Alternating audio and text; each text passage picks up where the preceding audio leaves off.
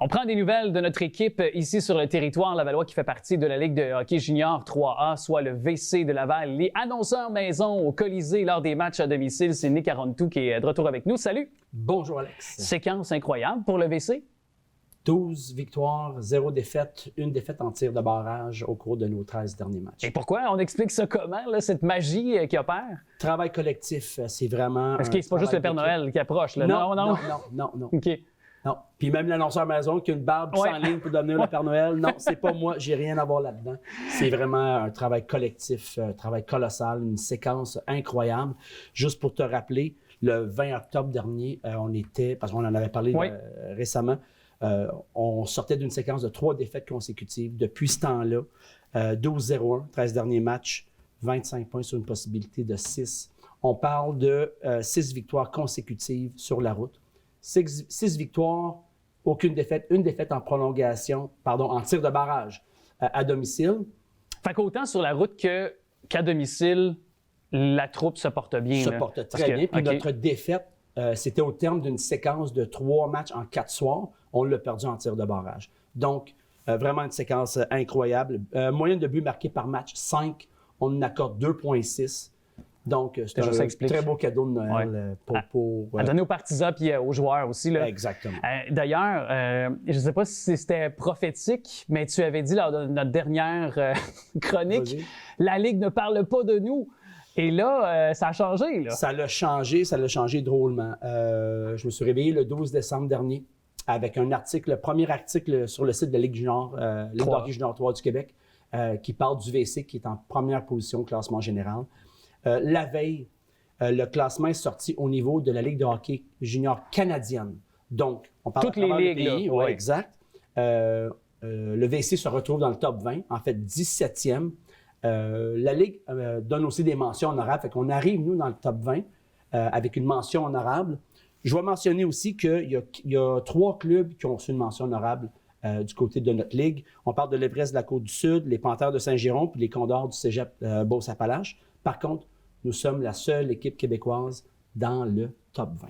Hey, c'est incroyable, on est content. Puis quand on regarde les autres équipes ou les autres ligues, est-ce que le calibre, tu sais, il y a souvent eu une sorte de prétention que les ligues québécoises étaient plus faibles.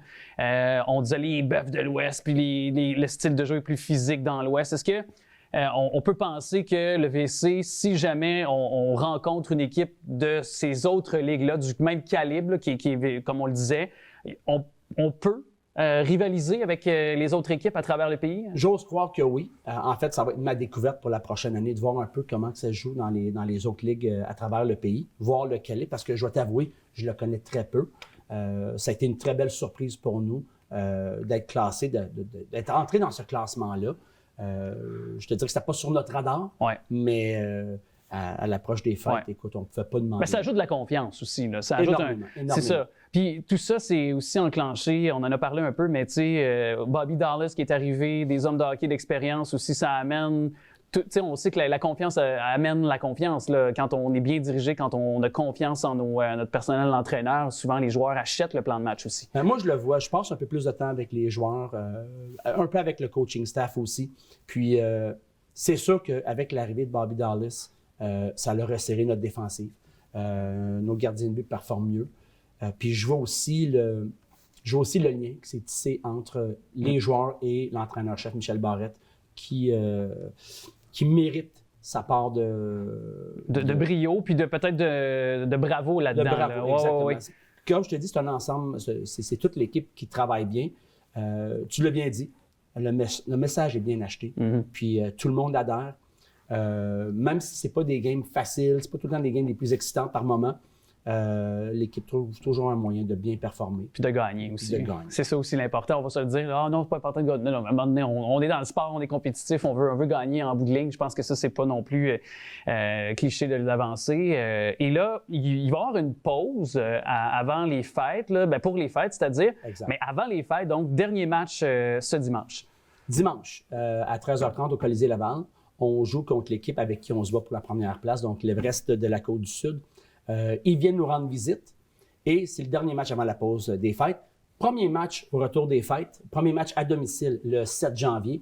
Encore une fois, On va jouer contre l'Everest. Non, je vais me corriger. En fait, c'est le 5 janvier, vous Le 5 serez janvier, sur la route.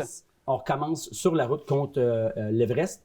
Prochain match à domicile, c'est contre Joliette le 7 janvier. Alors, de retour à domicile, pour ceux qui sont des partisans du VC, c'est à retenir à votre agenda le 7 janvier au Colisée, mais on peut suivre bien sûr sur le site Internet en temps réel les résultats du match aussi, là, quand il est question là, des matchs sur la route aussi. Là.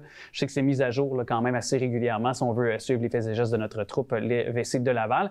Qu'est-ce que je souhaite pour... c'est ma question, cette dernière émission de la saison pour 2023. J'imagine la coupe, les grands honneurs ou je vais te laisser en 2024? là. OK, parce que c'est superstitieux. Moi, là. je suis superstitieux. Okay. De nature, je le suis, je l'avoue.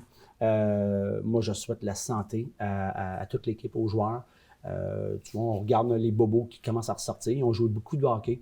Je souhaite la santé. Puis si le club arrive en santé dans les séries au printemps, mais ça pourrait être très, très, très intéressant. En tout cas, on vous souhaite au moins de poursuivre cette séquence victorieuse. Ça garde, de base, si je peux pas sauter la coupe, là, moi, beaucoup de victoires. On s'en parle, beaucoup de victoires en 2024, puis on sera là en 2024 aussi de retour pour justement se jaser de hockey et du VC de Laval. Je te souhaite un joyeux temps des fêtes, Nick. Un joyeux temps des fêtes à toi, tes proches, à toute l'équipe ici. Merci beaucoup pour ce que vous faites pour notre club. Puis on se revoit après les fêtes. On se voit au Colisée. Merci.